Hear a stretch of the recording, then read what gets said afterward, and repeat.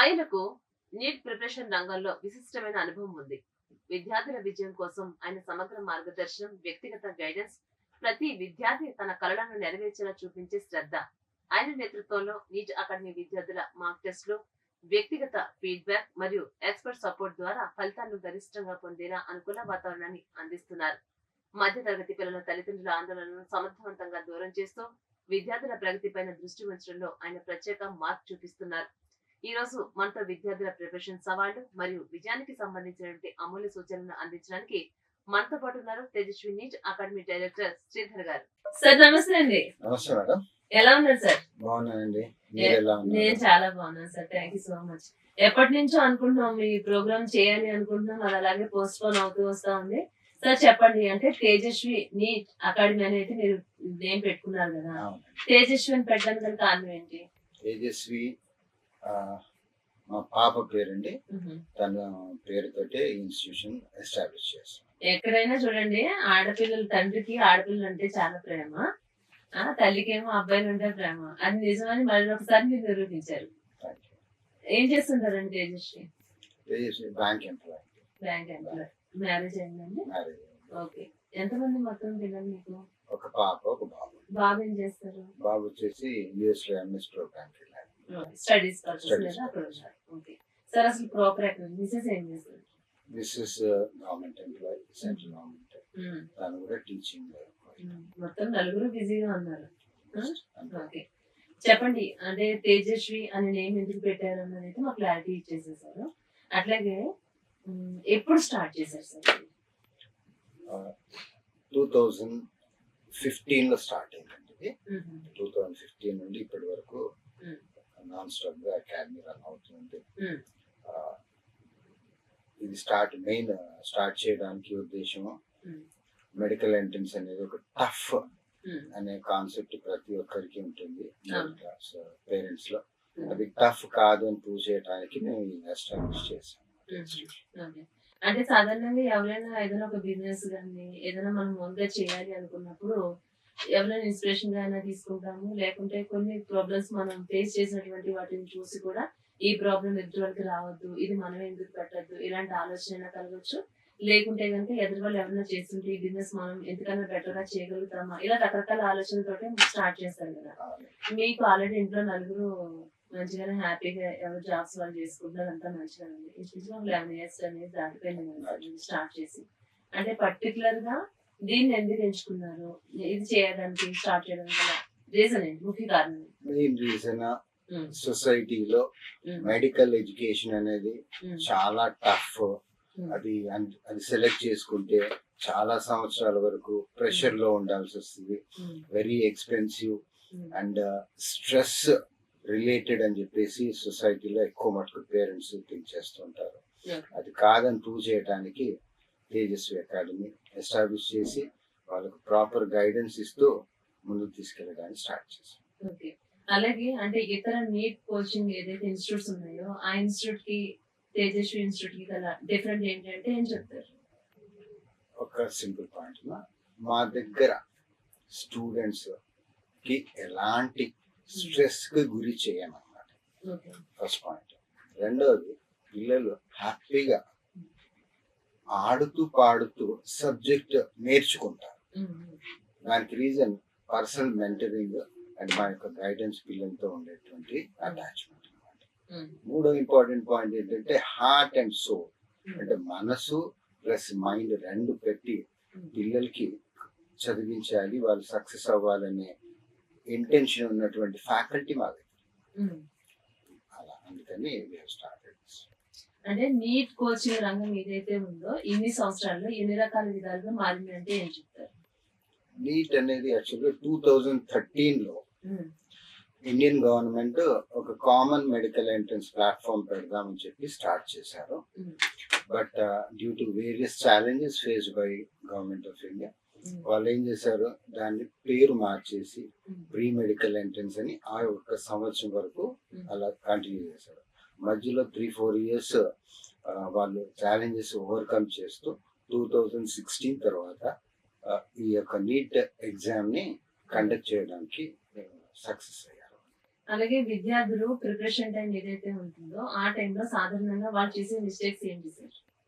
వాళ్ళు మెయిన్ ఏంటంటే first point lack of confidence, మేము చేయలేమేమో అనేది ఒకటి. రెండోది టైం మేనేజ్మెంట్.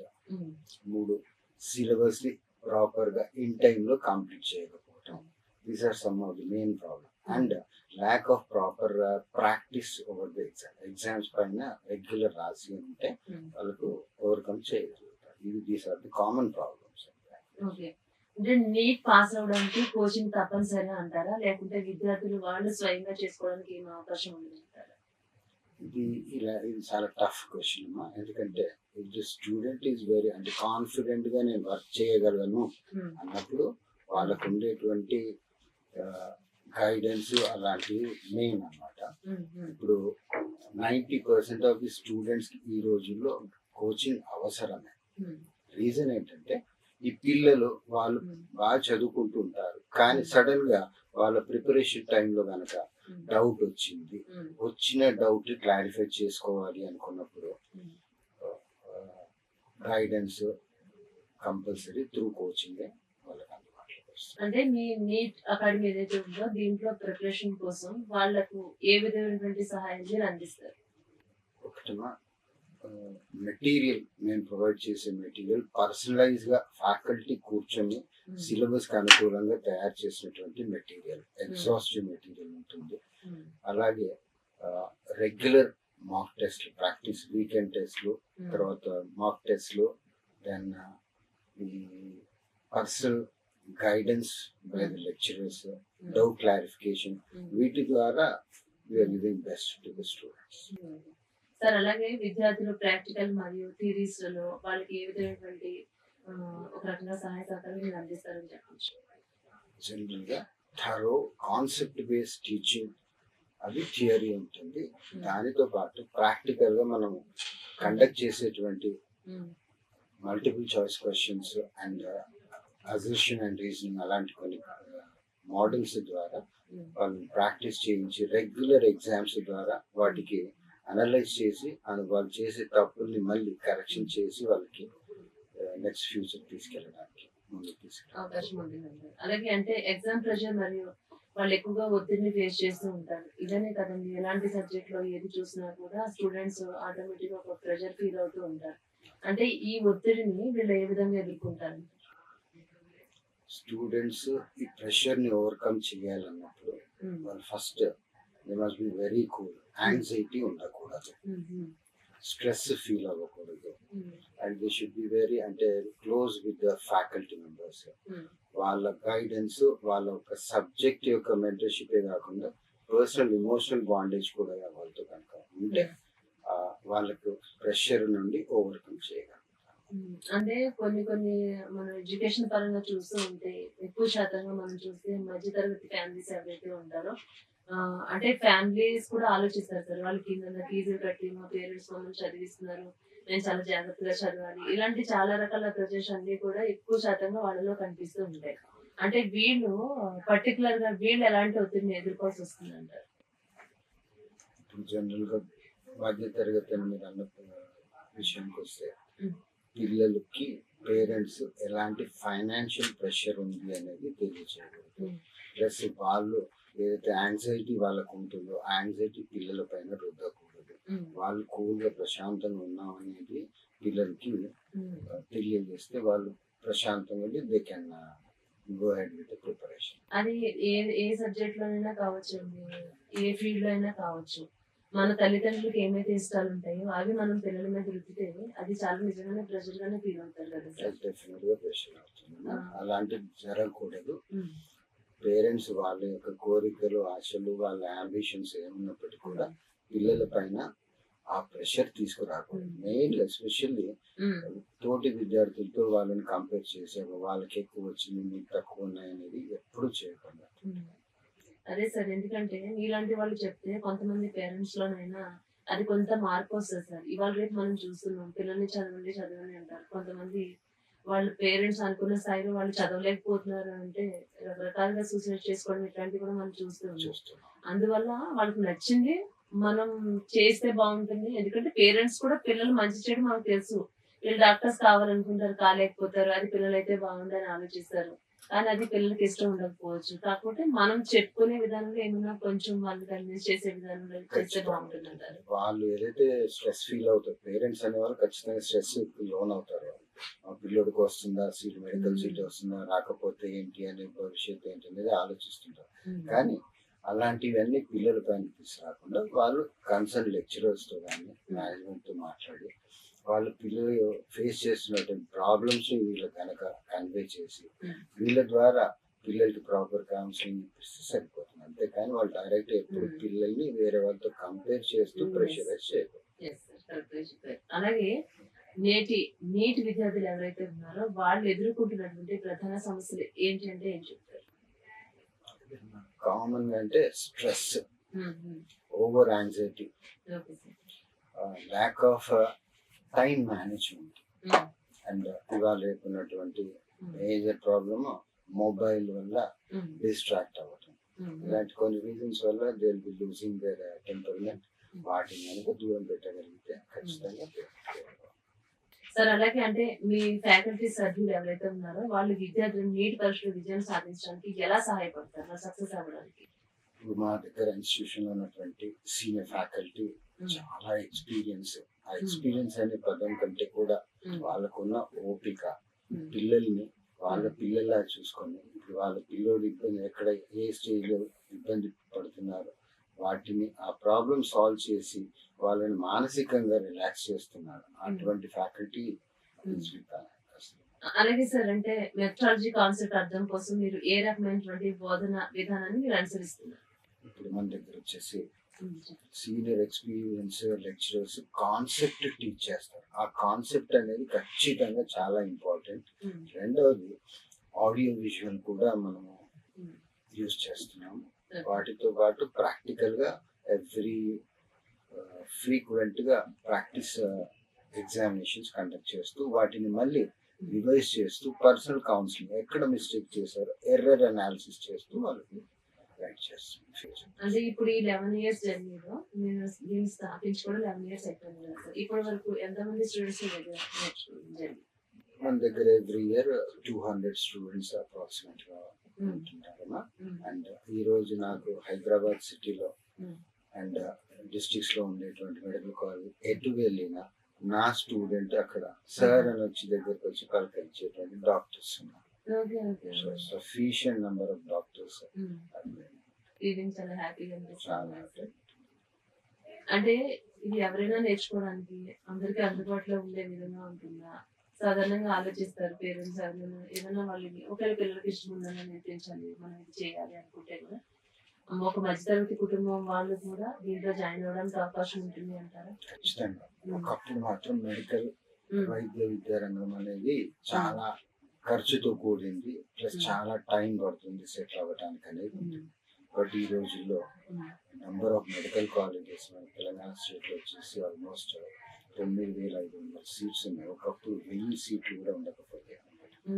సో అందుకని సీట్స్ పెరిగాయి, అవకాశాలు పెరిగాయి, అండ్ అలాంటి కోచింగ్ కూడా ప్రాపర్ గైడెన్స్ దొరుకుతుంది.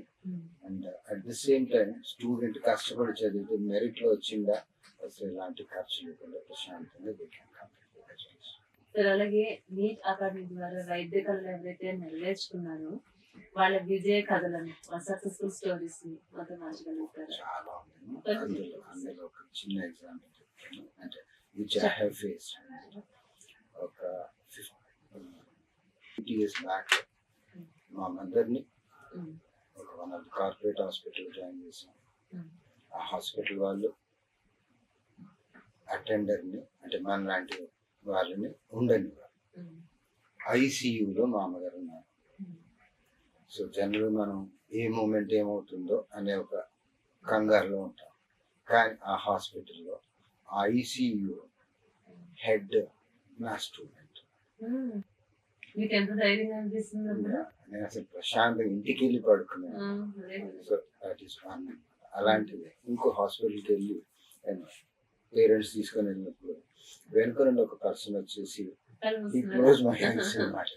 ఎవరబ్బా అని ఆలోచిస్తుంటే ఇక్కడ హాస్పిటల్ ఎవరు దొంగ కూర్చున్నట్లు ఆడుతున్నారు నా తమ్ముళ్ళరా? అనుకున్నా చెప్పండి చెప్పండి అంటే మరి పూర్తిగా అడిగితే కూడా వాడు వాయిస్ గుర్తుపడతానేమో అని చెప్పేసి స్లోగా అట్టే అంటే అప్పుడు నేను చెప్పాను అనమాట ఎస్ విజిట్ అబ్బి అని ఎస్ సార్ అని చెప్పేసి ముందుకు వచ్చాను. సో ఇలాంటివి చాలా ఉన్నాయి. ఎక్కడికి వెళ్ళినా దే ఆర్ లైక్ ఆత్మీయులాగా వచ్చేస్తాం.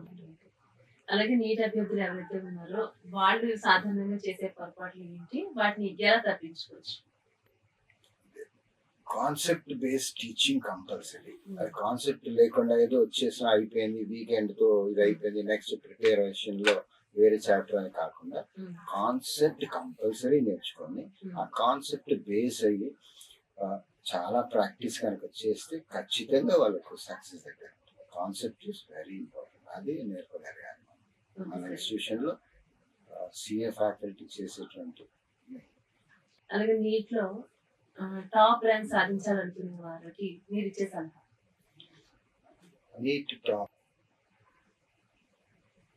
కమిట్మెంట్ ఉండాలి, డిసిప్లిన్, డెడికేషన్. ఈ మూడు పిల్లలకే కాదు పిల్లల పేరెంట్స్ లో కూడా ఉంటుంది. అవి ఉన్నటువంటి స్టూడెంట్స్ ఖచ్చితంగా అంటే ఈ మూడు ఉండాల్సిందే. అవి ఉన్నాయంటే ఆ స్టూడెంట్ సబ్జెక్ట్ ప్రిపేర్ అవుతాడు, కాన్సెప్ట్ నేర్చుకుంటాడు, డౌట్ క్లారిఫికేషన్ చేసుకుని డెఫినెట్ గా టాప్ ర్యాంక్ లో తెచ్చుకోవడానికి వాళ్ళకి అవసరం.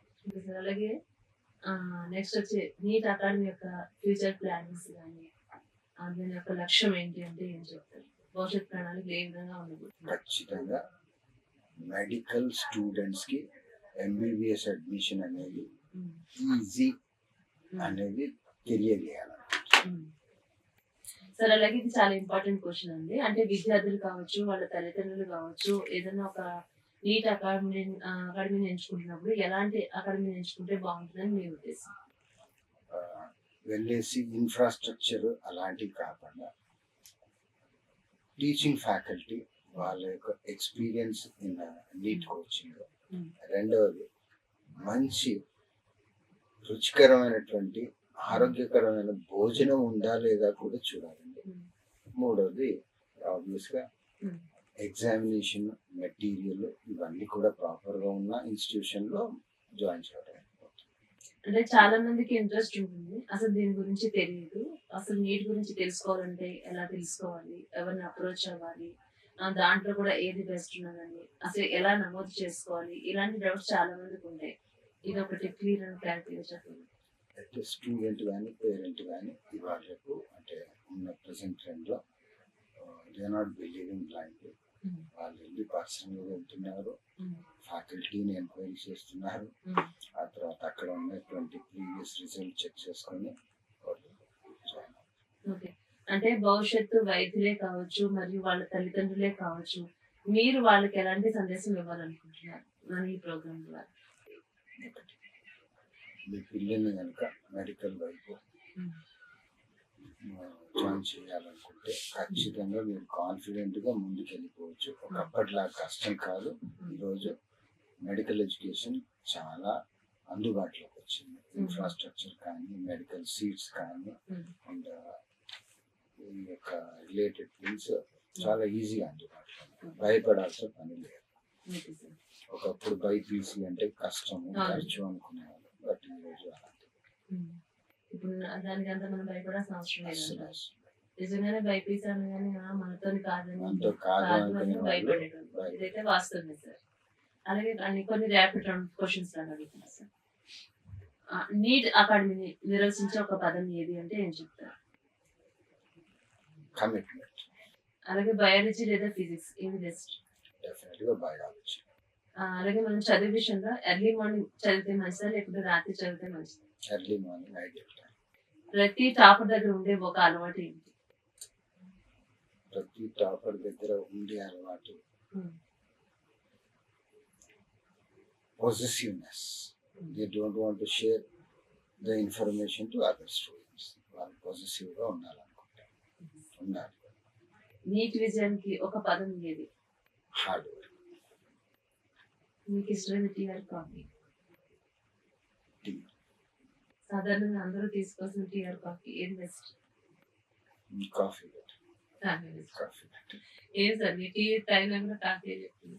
అందులో ఉండే కెఫెన్ బ్రెయిన్ సెల్స్ కి యాక్టివేట్ చేయడానికి యూస్ అవుతుంది. కాకపోతే ఓవర్ డోస్ ఆఫ్ కెఫెన్ అలాగే పెన్ ఆర్ పేపర్ లేదా digital notes? Pen and paper. విద్యార్థులకు ఒక సందేశం. Be calm, cool and be sincere. Tension అవుతుంది. అలాగే చివరిగా నీట్ అకాడమీ డైరెక్టర్ గా విజయాన్ని మీరు ఎలా నిర్వచిస్తారు? నీట్ అకాడమీ డైరెక్టర్గా past 30 years of my experience in the field of science. Dedication ఉండాల్సిందే. ప్రతి స్టూడెంట్ కమిట్మెంట్ ఉండాలి, వాళ్ళకి పేరెంట్స్ సపోర్ట్ చేయాలి. వీటన్నిటితో పాటు personal mentoring to the students by experience faculty most important. Thank you sir. NEET academy గురించి ఎంతో చక్కగా చాలా క్లియర్ అండ్ క్లారిటీగా ఎక్స్ప్లెయిన్ చేశారు. అంతేకాకుండా బైపీసీ గ్రూప్ చదవాలి అని అంటే ఫైనాన్షియల్ గా కూడా ప్రతి రకంగా ఆలోచించేటువంటి పేరెంట్సే కానీ చదువుకునే పిల్లలకు కూడా సబ్జెక్ట్ గురించి అసలు మనం భయపడాల్సిన అవసరం లేదని ఎంతో క్లారిటీగా చెప్పారు sir. Thank you so much sir. చివరిగా తేజస్వి నీట్ అకాడమీ గురించి మా వీకెండ్స్ ప్రేక్షకులకు ఏం చెప్పదలుచుకున్నారు? ఒక విషయమ్మా, ఈ మెడికల్ ఎడ్యుకేషన్ వైపు ఉన్నటువంటి పిల్లలు ఎవరైతే ఉన్నారో వాళ్ళకి ఎలాంటి గైడెన్స్ కావాలన్నా రిగార్డింగ్ కోచింగ్ కానీ, రిగార్డింగ్ మెడికల్ కాలేజెస్ కానీ, రిగార్డింగ్ ఎనీ సబ్జెక్ట్ అయినా సరే వాళ్ళకు ఉన్నటువంటి డౌట్స్ అన్ని కూడా మా యొక్క తేజస్వి నీట్ అకాడమీ ఉప్పల్లో ఉంది. వాటి ద్వారా అక్కడికి సంప్రదిస్తే కనుక ఖచ్చితంగా వాళ్ళకి మేము will give all the support and guidance. ఈ ప్రోగ్రామ్ ఈ రోజుతో ఇప్పటితోనే కంప్లీట్ చేయకుండా ఫర్దర్ గా కూడా ఇది పీపుల్ కి చాలా అవసరమైనటువంటి ప్రోగ్రామ్ కాబట్టి నెక్స్ట్ ఫర్దర్ కూడా మనం దీన్ని కంటిన్యూ చేద్దాం. మరి ఎన్నో విషయాలు నెక్స్ట్ ఎపిసోడ్ లో చూద్దాం. Thank you sir. Thank you so much. విన్నారు కదండి, తేజస్వి నీట్ అకాడమీని మీరు కూడా కలవాలి అనుకుంటున్నారా? మీకు ఎలాంటి డౌట్స్ ఉన్నా కింద స్క్రోలింగ్ లో వస్తున్నటువంటి కాంటాక్ట్ నెంబర్ ఏదైతే ఉందో ఆ నెంబర్ ని మీరు సంప్రదించండి. Thank you sir. Thank you so much.